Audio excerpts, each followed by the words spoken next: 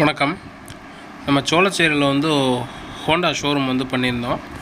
கிட்டத்தட்ட அந்த ஷோரூம் பார்த்திங்கன்னா 2 மாதத்தில் பேஸ்மெண்ட்லேருந்து ரூஃப் ஃபோட்டோ வரைக்கும் 2 மாதத்தில் கட்டி முடிச்சிருந்தோம்.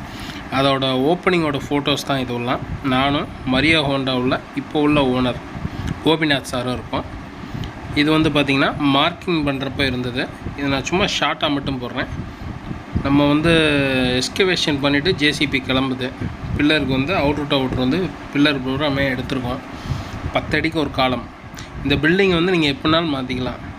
ஒரு ஷோரூமாக வைக்கனாலும் வச்சுக்கலாம், ஒரு ஹாஸ்பிட்டலாக மாற்றினாலும் மாற்றிக்கலாம், ஒரு மண்டபமாக வச்சுக்கனாலும் மாற்றிக்கலாம் ஃப்யூச்சரில்.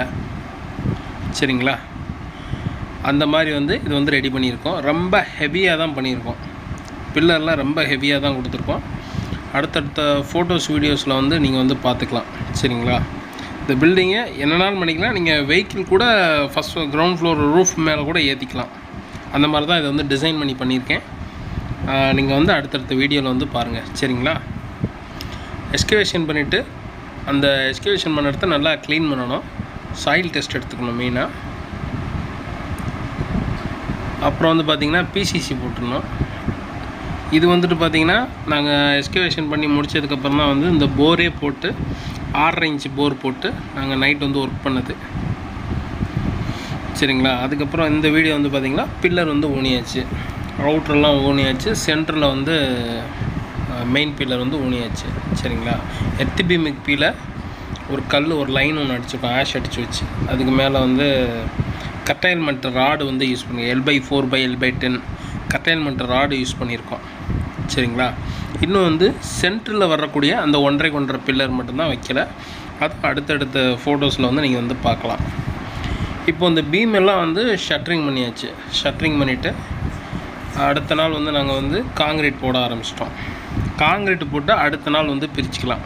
எர்த் பீமை பொறுத்த மட்டுக்கு ரூஃப் மட்டும்தான் 24 டேஸ், மினிமம் 14 டேஸ் ஆகணும். இந்த மாதிரி கிரேட் பீம் பார்த்திங்கன்னா நீங்கள் அடுத்த நாளே பிரிச்சுக்கலாம். பக்கா ஃபினிஷிங்கில் வந்திருக்கு. சரிங்களா?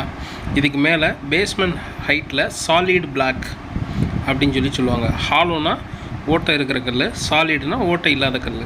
சரிங்களா? இப்போது அந்த மெயின் பில்லர் நம்ம ஊனியாச்சு 1.5 போட்டு நம்ம பேஸ்மெண்ட் ஃபில் பண்ணிட்டோம். சாண்ட் ஃபில்லிங் பண்ணிவிட்டு ஜல்லியை அந்த இது மேலே அள்ளி போட்டாச்சு, அந்த பேஸ்மெண்ட் மேலே அள்ளி போட்டாச்சு. ஒர்க்கு ரொம்ப ஸ்பீடாக பண்ணுறோம். அதாவது 2 மாதத்தில் முடிச்சே ஆகுன்றதுனால சுவரை கட்டி பூசிட்டு தான் நம்ம ரூஃபே அடைச்சோம்.